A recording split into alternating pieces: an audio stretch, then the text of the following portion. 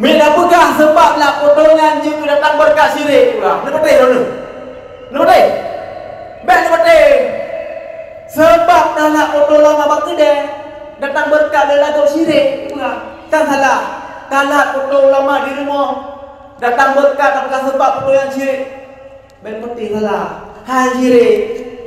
Cok berkat bak ulama. Boh mantang udet atau kamu meninggal. Cok berkat pak bajai ulama, penunggu ulama, bekas ulama, urus saleh. Cok berkat dengan haji syirik, bahkan biu. Yang dah naik, ini yang betul, yang tahu yang betul lagi nya. Mesti tanya. Tak cek ubat, sakit ulet, pulih sakit ulet, tak pegang. Sebab cek ubat, pulih sakit ulet, dah syirik kan? Lagi yang betul yang tahu. Sebab je ubat boleh sakit uleh, yang cipta bolehkan ubat, yang cipta boleh Allah. Sebab tak je ubat. Tak paje ubu. Sebab paje ubu drong, yang cipta drong Allah. Kan bu sebab ngan paje. Lagi yang itu yang yang itu yang sahih daripada kita. Yang itu yang kata lepas tanya daripada kesalahan dan kesyirikan. Ada yang betul. Sebab nah dunia yang cipta musababnya baru Allah Ta'ala. Sebab gak pada buah pupuk betul. Pakan gak pada sebab buah pupuk. Man yang cipta gak? Nah, kalau pupuk yang cipta gak Allah Ta'ala. Yang menanti kalau betul datang berkat dalam betul nama gede. Datang berkat lur nama perenanya lur JP mangat lah gede yang nak betul lama. Ada lah yang betul mangkon kan? Jadi dalam pedoman kau, nama orang bodoh lama dalam le nama kamu bilang datang berkat. Mana syirik? Sebab datang berkat dalam pedomannya. Yang cipta keberkahan bagi Allah. Yang betul.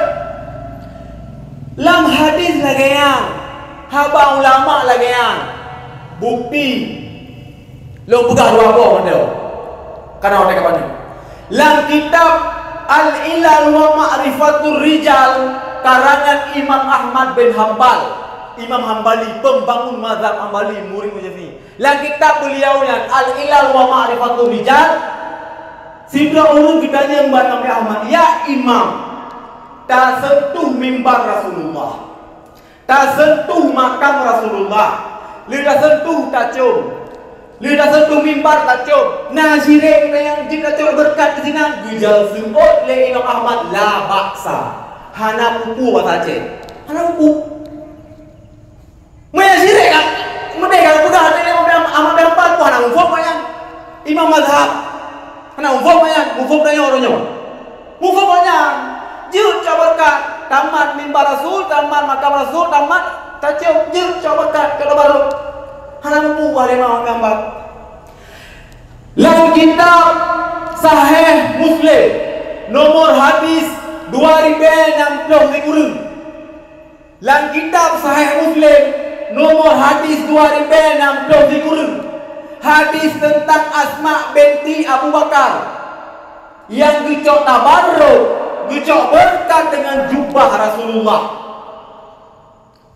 Mutuleh jelas dalam kitab hadis Imam Muslim hadis sahih nomor hadis 2060 kurung judulnya 2060 kurung nomor hadis. Hadis tentang Asma binti Abu Bakar yang dicok berkat dengan jubah Rasulullah. Wate naru sakit, dicok jubah Rasulullah ni indra, dicok ini nabi ku sakit, boleh sakit. Hana syirik, syirik pada kamu boleh para sahabat. Sunat tabarruk, cok berkat. Imam Nawawi nu komentari hadisnya. Hadis dalam Sahih Muslim nomor hadis 2060 kurung. Nukul Imam Nawawi dalam kitab beliau syarah Sahih Muslim. Juzuk Budlah halaman 20 sampai 21. Cetakan Darul Rada.